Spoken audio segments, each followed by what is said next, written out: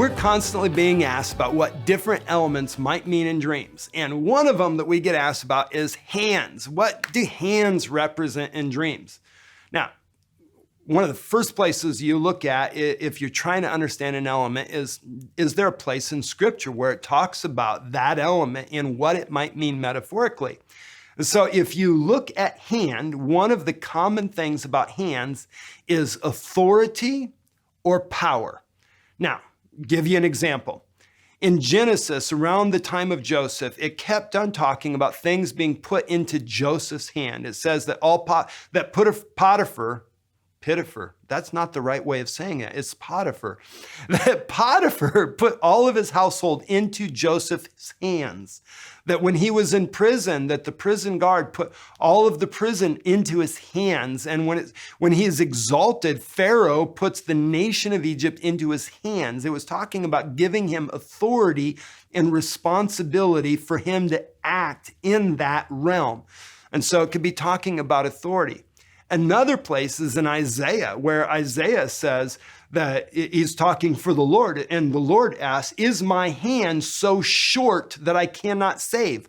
Don't I have the ability, don't I have the power to do this thing? And so hands can talk about the power or the ability to do. Now, hand and arm. The other thing about hands is you grab people's hands, or you shake someone's hands. And so it can be talking about relationship. Reaching out with hands can be talking about reaching out in relationships. So that's another aspect of what it might mean. But let's dive in just a little bit more, because you have on your hand, you have 5 fingers.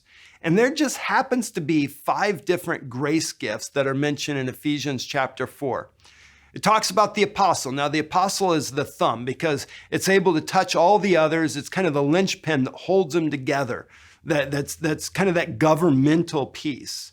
You have the pointer finger, which is the prophetic, because it's able to point things out. It likes to point out the things that are happening, things that are beneath the surface. You have your middle finger, which is the evangelist, because it reaches out further than all the other ones. Then you have your ring finger, which is the pastor, because the pastor is married to the church.